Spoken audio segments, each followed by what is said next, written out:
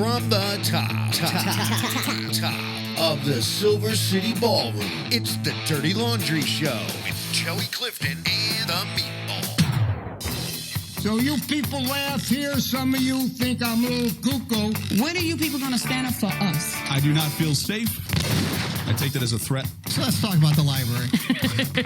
Yeah, but they can't. Don't make me making excuses just yet. No, you're full of shit.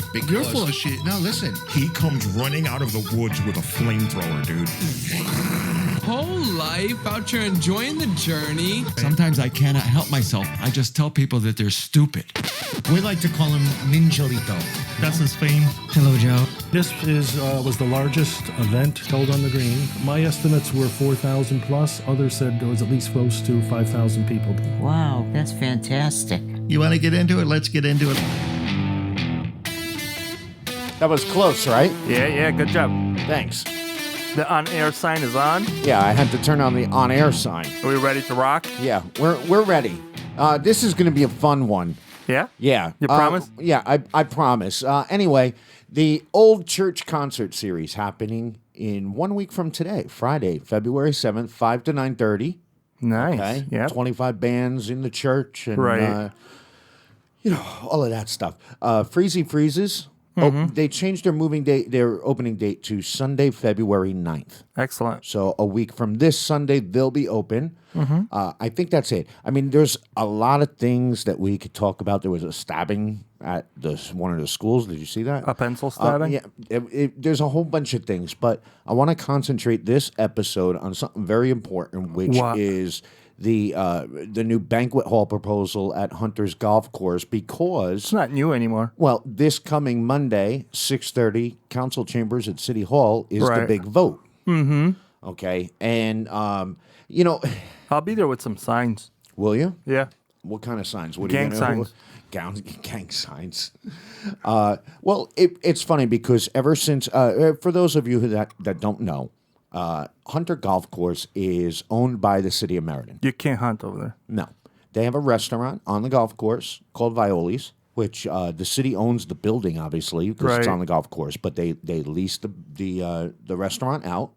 And Violi's has had it for quite some time now. Right. And now they want to build a banquet hall on the golf course. Right. That's going to cost between $1.5 and $1.9 million for this golf course. So we've been saying, like, all along that, Brian Daniels is the one city councilor that, ex-city councilor now, that's been pushing for this banquet hall since day one. And actually, I mean, they've been talking about doing a banquet hall for many years. Have they? Yes. And I don't know at what point they gave up in the past and then it came back again. But now Brian Daniels was the former city councilman that was really pushing the idea of building this banquet hall, even though nobody wants it. Everybody believes it would be a good idea to have a banquet hall, but the city shouldn't be paying for it. That's the big issue. Is the city shouldn't be paying for it. So we've been asking for many times now. The city has a banquet hall.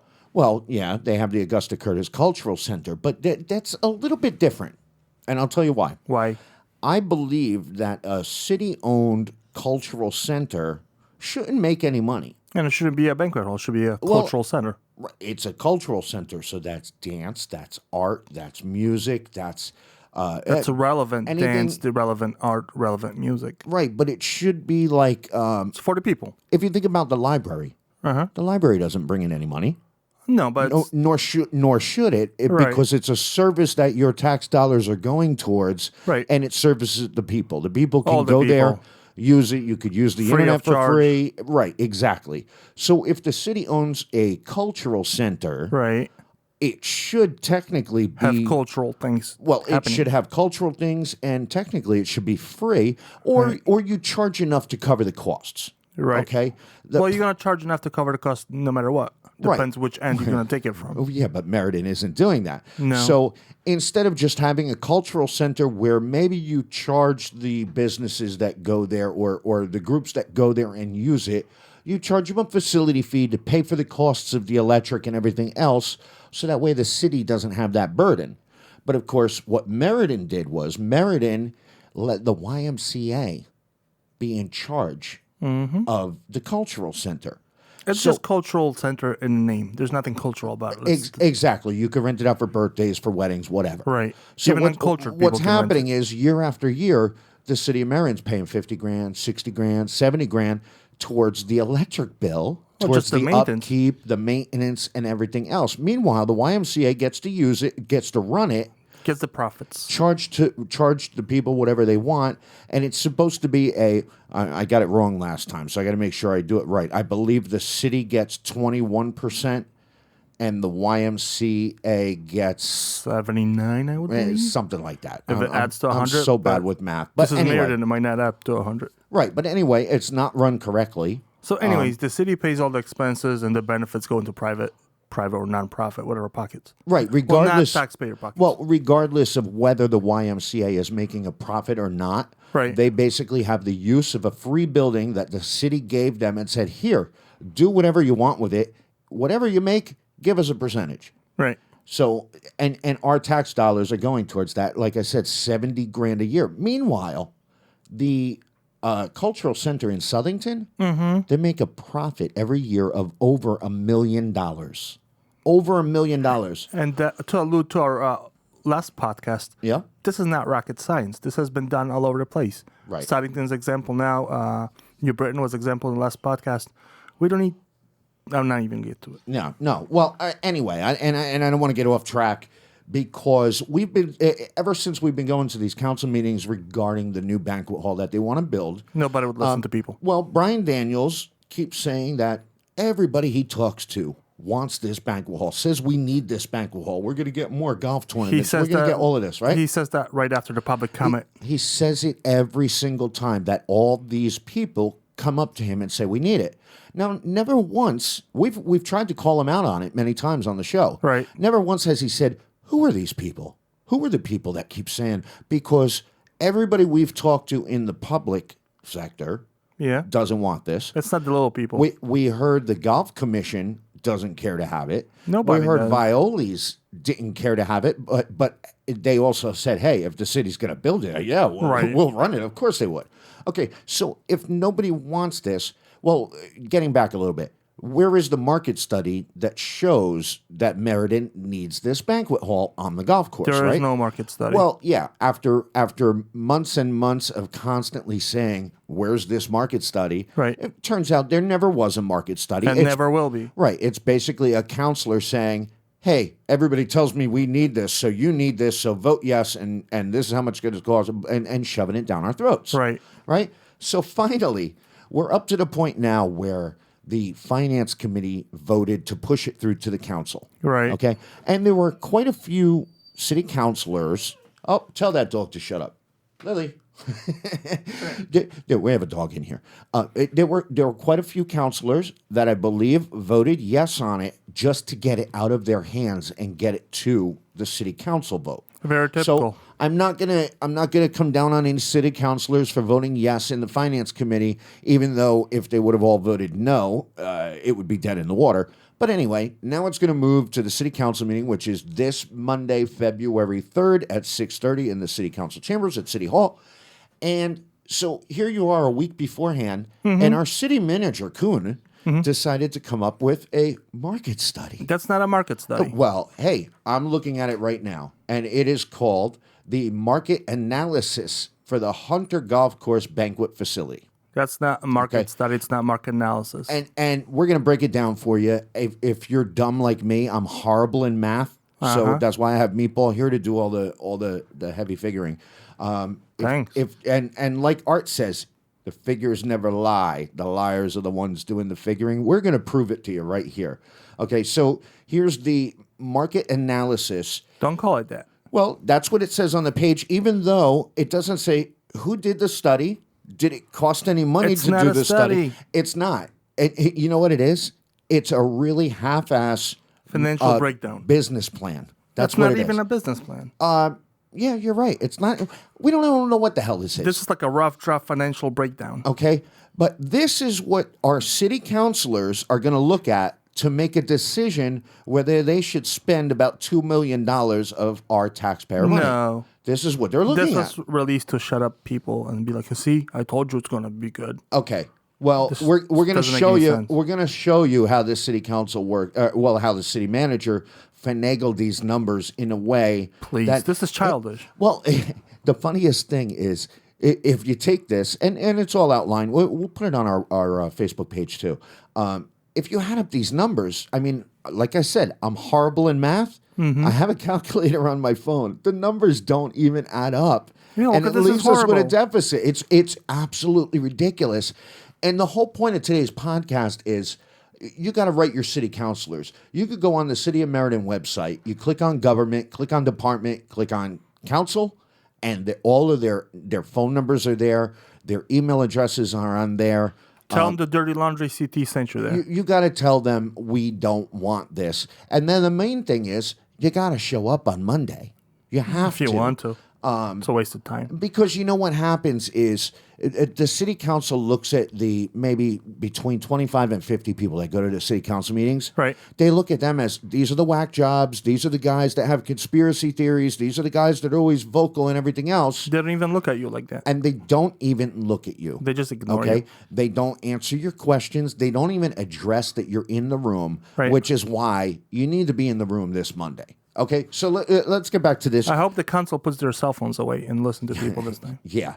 The market, we're going to call it the market analysis from City Manager Kuhn. No. That's what I'm calling it. Okay, so the increased rent over 20 years. So what they're going to do is... This is item 1. Right, item 1. Violi's is the existing restaurant, and I believe Hold pay... Hold on, before you get ahead. Yeah? This is number 1 under initial assumptions. Yes, initial assumptions. There is no market study. There's no to market back up study. These assumptions. There's no fact. They don't even have a lease. So all of this is just a guess. It's a kid who has a dream who looked up a couple things online and wants to justify and it. Printed it out. That's what they gave you. Okay, so Violi's pays $3,200 a month rent.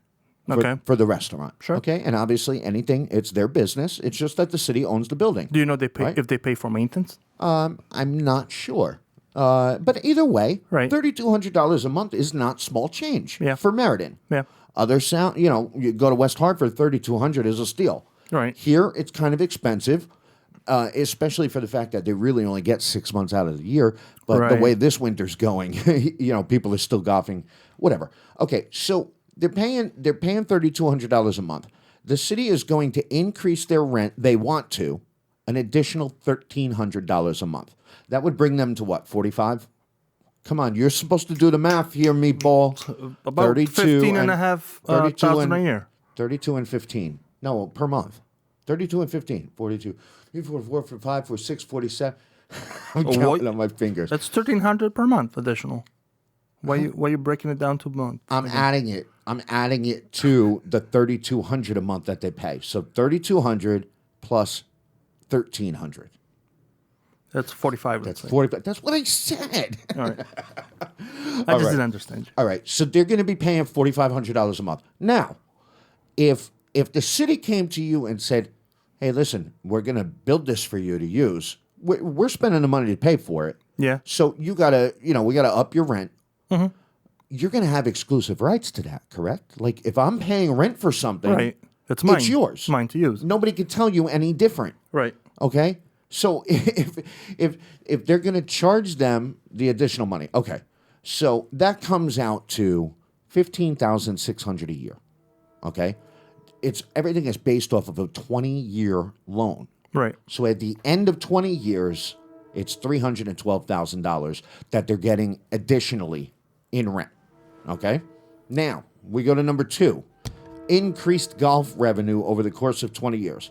So what they're basically saying is an average golf tournament is about $3,000. It's $3,056 is their average tournament at the golf course. And by having this banquet hall rather than the tent, the city believes they're going to gain an additional 5 tournaments. I'd like to point out this is average revenue, not average profit. Right, of course. So expenses haven't been deducted from this number yet. Right, of course. So let's just say they get an additional 5 tournaments. Now, one thing to remember, it's going to pass. We know it's going to pass. Right. When it passes, they're going to start building this thing in October. Okay? So chances are they're going to miss out of this summer. Mm-hmm. They're going to probably miss out the following summer because tournaments are booked probably a year in advance. So you look at 3 years out if they get these additional tournaments. But Brian Daniels says that they're knocking down the doors for this tournament. So why is Brian Daniels even in conversation at this point? No idea. I don't even want to talk about him anymore. Let's put a moratorium on Brian Daniels. All right. Okay. We'll come up with a name for him. Yeah, we'll come up with a name. All right. So an extra $3,056 per tournament. They're assuming there's going to be 5 tournaments. Now that they say that comes out to $17,800. Sure. Their math is wrong. $3,056 times 5 is $15,280, not $17,800. They did the math wrong in their market analysis. It's not market analysis. Okay? So it's wrong. $3,056 times 5 is $15,280. It's not $17,800. All right. I'm not going to nickel and dime them. I'm not going to pinch them. Well, obviously nobody proofread this. Right. Whatever this is. That's $2,000 whatever dollar difference. Okay. Let's move on. Hall rentals. Oh, and another important thing. Right. We personally don't know how many golf tournaments they do right now. Okay. But the fact of the matter is the golf course loses money every year. Right. The golf course has never made a profit. And that's not even up for debate. Okay. So it doesn't even matter how many golf tournaments they do. Okay. The next one is number 3 on this is hall rental rates. Okay. And it says, I'll read it to you. There are numerous ways to break out rental rates. Weekday events, weekend events, half day, full day, peak times, rates, etc. Blah, blah, blah. Right. A review of numerous venues in the area, some municipality, how do you say that? Municipally owned. I think it's misspelled. One of them is the Augusta, okay? Some privately owned would suggest that an average rental cost for a hall, factoring all of the above, would be in the vicinity of $500. So this would imply there was a market study somewhere. Okay. Well, they're saying based off of other venues in the area. That's what market study is. Well, we know that they went to the Augusta because they own the Augusta. That's irrelevant. And the Augusta charges, I've got their rental rates right here.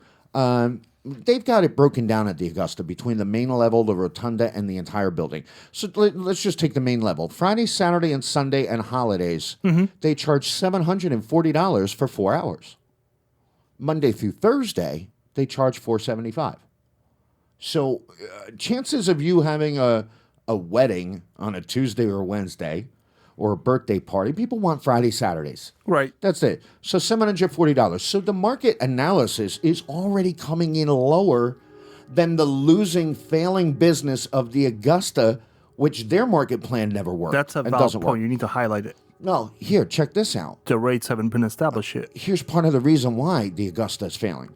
Their non-profit rates for Friday, Saturday, and Sunday, $265. That doesn't even pay the electric or the gas. It doesn't matter. City would have paid electric and gas no matter what. And again, it shouldn't make money. It should cover its costs. So the costs should be extremely low for a city-owned cultural center, which is supposed to thrive on community culture. Okay? Yeah. So you can't base, you're talking about a banquet hall. Now, you go to the VFW, you go to the AOH, you go to the Elks Lodge, you go to places where you got to be a member. Right. And you know what? They'll give you the hall for $500 because you're a member and whatever. I mean, that's what they do. And That's they have how a they real pay for kitchen and tables and equipment and everything. Okay? But you're getting a hall. You're not going to go to Monticello and pay $500. Right. You're not going to go to the AquaTurf. You're not going to go to the Silver City Ballroom. You're not going to go to any other legitimate high-end banquet hall and pay $500. So first of all, whoever did this, I don't know whether it was Kuhn or not, talk about small-minded people. Like, you're supposed to think big, dream big. $500? They're dreaming big. Look at the numbers. Okay, and then the other thing is, okay, so if it's city-owned, does everybody in the city get a discount? So do we get the prices slashed in half like the Augusta? Maybe we'd pay $250. They charge $500. They charge $1,000. They charge $3,000. Wouldn't all that money go to Violi? Okay, well, we're getting to that. Okay, so currently, approximately, this is number B, or letter B. 3B. Underneath 3, right. Currently, approximately 20 events besides the tournaments that they already have a year, have been used for the tent. Okay? So they do 20 events a year. Right. They're pointing out that the tent is only available for 6 months out of the year, April through October. Sure. So now they build a banquet hall. You're going to be able to get a full year out of it, right? So you're doubling your amount of months. So now you're going from 6 months to 12 months. So they said, well, the obvious thing to do would be a simple doubling of the availability. No. Well, Jesus. well, here it is. A simple doubling of the availability of the hall would suggest that you could do 40 events a year. This is childish. This is embarrassing. Yeah. So this document's embarrassing. All right. Common sense says, well, sure, if you're doing 20 events now in 6 months, in 12 months you could do 40 events. But they were smart in one aspect of it. You ready for this? Which one? Surprising. They said, you know what? 40 would be the high end. Right. Let's do a realistic thing. So what they did was a conservative estimate of a 25% increase in events scheduled for the hall. Simply, that doesn't even make sense. All right, so 25. A conservative estimate of a 25% increase in events scheduled for the hall, simply due to a much more attractive and capable venue, is calculated in. Okay, so they said. So what they're saying is, we do 20 events now. Yeah. In 6 months. We're going to have 12 months. We potentially could do 40 events, but we know that might not be realistic. So we'll just do a 25% increase on our 20 events that we do. A 25% increase on 20 events is how many events? 5. 5 more events, right? But I think they're trying to say it's going to be 40 events and plus. No, but what plus 5% because it's such a better building now. Well, they're saying a simple doubling of the availability of the event would suggest 40 events, right? Is a floor for consideration. What does that even mean? But a conservative estimate of a 25% increase in events. All right, so that would be 25 events in a year. Right. So 25 events a year. So what they're saying is the final one here is this leads to approximately 50 events over the course of the year. How are they coming up with 50? They made 40 plus added 5% to 40. They added the 25% to the 40 to get 50. Right. But they're being conservative in the sentence before, saying we do 20, we could potentially do 40. We know that's not realistic, so we'll just add 25% to the 20.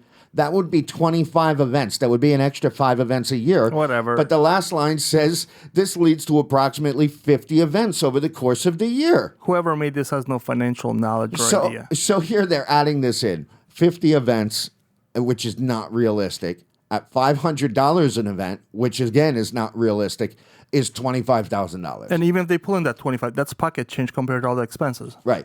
Okay. And we all know that the colder months are slower months. Let's add it up.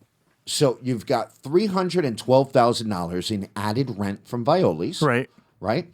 You've got $15,280 in increased the tournaments, the extra 5 tournaments a year. Sure. Right? And then let's go off of their 50 events. You've got another $25,000 a year.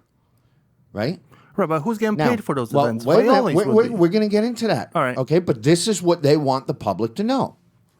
Add all of that up. Right. Over the course of 20 years. Mm-hmm. Okay? We're going to spend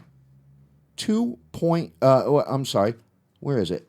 1.321166, right? Is that what we're going to spend on the where is it? Gross cost. I'm sorry. That's almost $2 million. So there's two different they gave us two different options. One is for 1.5 and one is for 1.9.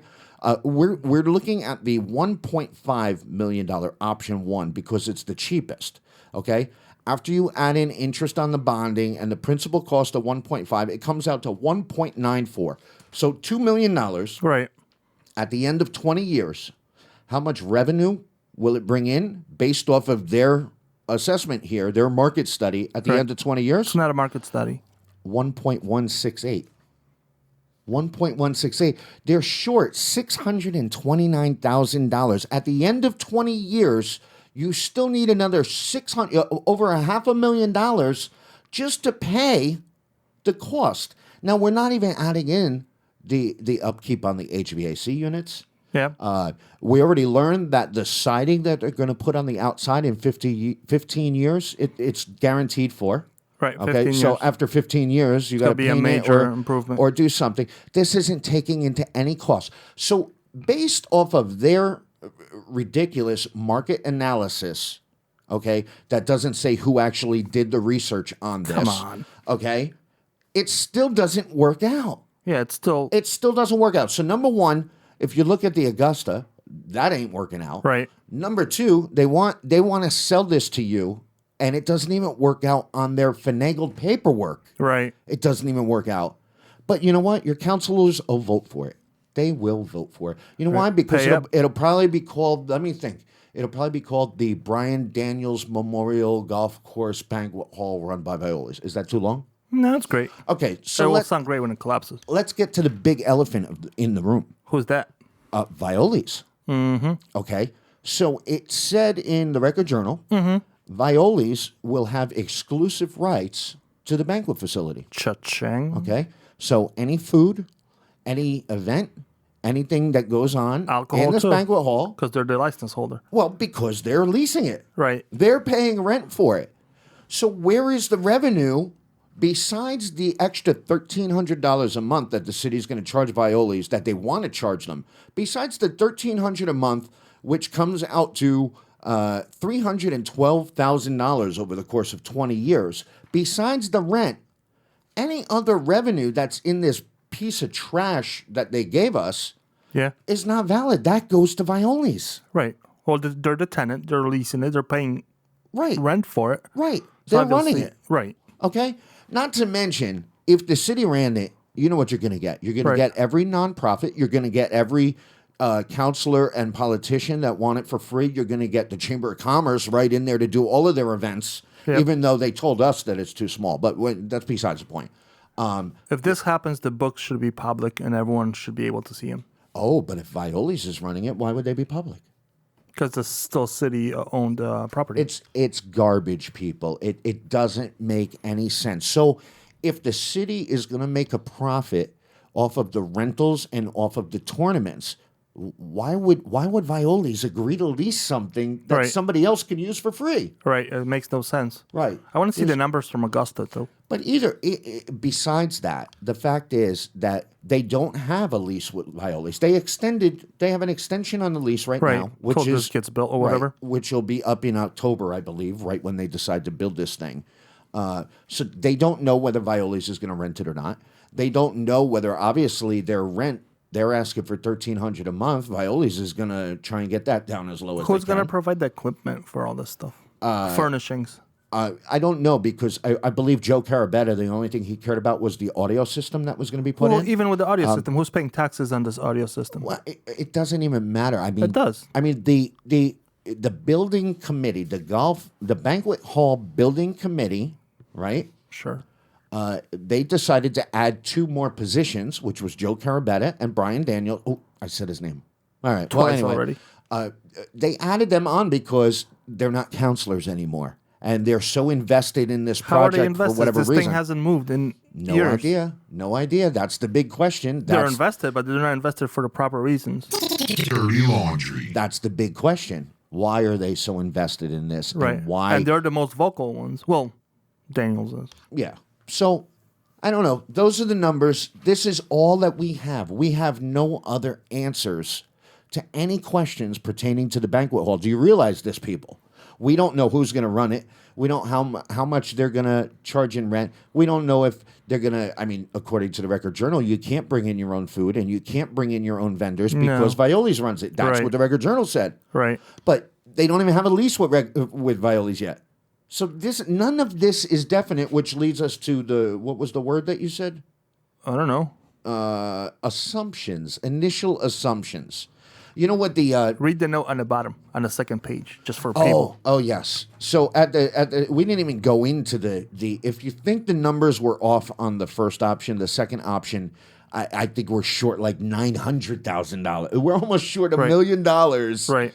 At the end of 20 years. It's never going to generate any profit. Never. So the note at the bottom, for estimation purposes, the average cost to the taxpayer for the more expensive option, of course, would be a little less than $5 per taxpayer over the life of the 20-year bond. Pocket change. Okay, so if it's costing me $5 over the course of 20 years, right? Let's invest So- the $5 in streets. So it's a couple of change, right? Couple cents No. a month per person over the course of 20 years. All that stuff adds up, Right. and our streets are full of potholes. The question is, this city should be embarrassed at what Main Street and Broad Street looks like. Come down Main Street from Broad Street by the Stop and Shop and try and avoid all the potholes. Look at the bump outs that they took out of Main Street and Colony Street, and they've never even paved them yet. Look at all of the things. The seniors are crying for a new senior center. Right. We're spending all the money on a brand new library, which I get it. That's for the people. The people will use it. Yeah. This banquet hall, the people will not use. Not me. This is not for you and me.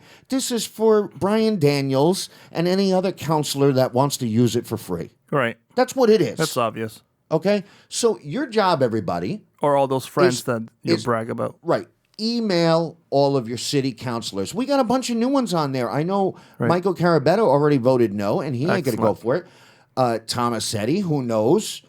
Blake, who knows? Castro, who knows? Tomasetti voted there's, for- There's Mike Rohde is Well, that's- finance come on. committee. He's supposedly all for it, which is beyond me because he didn't sound like that when he was on our last, one Yeah. of our episodes. I Yeah. was all for everything, and now all of a sudden everything's changed. So your Of course. your job as taxpayers is to email your city councilors over this weekend. Email them all. And I got to give kudos, a big shout out to Mayor Kevin Scarpati. Yes. Because he suggested something that I've been saying for a while now, and we actually posted a bunch of pictures on Dirty Laundry's Facebook page of permanent tents. Permanent tents. So all you got to do, they already have a slab there from the tent. Right. Put a nice hardwood floor down. Get one of these permanent tents. You could get the bathroom. You could buy the permanent tent and the bathroom trailer, which are beautiful. We did a party in the Hamptons years ago for Russell Simmons, and it was out in a farm under a tent. And these people were paying $10,000 a Cow seat. pies everywhere. A seat. And you know what the bathrooms were? They were trailers. They were beautiful. It's like the one on the green. Oh, it was even better than the one on the green. The fact of the matter one's is, good enough. for I bet you $200,000, you could get this amazing permanent tent that stays up. It would be larger than what they have now. Do you know what the more lifetime is? versatility? I don't know what the lifetime is, but for $200,000 compared to $2 million, Well, this thing's only 15 years. you know what? Do your homework. But like I said, on Dirty Laundry CT on Facebook, we posted a couple of pictures of these permanent tents that are amazing, and they're a fraction of the cost. And the mayor suggested that, and I believe Bob Williams said, "Oh, that would just be a Band-Aid." Well, because it's not your money, Bob. Right. All right. So email your city councilors over the weekend. You got to find a couple minutes. I'm Email us, too. I'm not telling you to do it during the halftime show, of course, because we're not going to miss J-Lo and Shakira. But anyway, Monday, very important, people. It's your tax dollars, and you're setting a precedence if you let them do this. If you let the city council vote for something that doesn't even work out financially on paper, Right. what else are they going to do in the next couple of years? What else? They work for you. Everybody kind of, Right. you got to do your job, Yeah. and hold them accountable. I think I've said my piece. Sure. You think so? Sure. All right. Well, anyway, I'll see you there. We'll be Yeah. there on Monday. We got to get some shirts made up. Some Maybe. Dirty Laundry shirts. Email us, passes. dirtylaundryct@gmail.com. Questions, comments, and if you want to be a sponsor, don't forget the Old Church Concert Series, Friday, February 7th, and Freezy Freezes opens on February 9th. Bye-bye. Bye-bye. That's enough.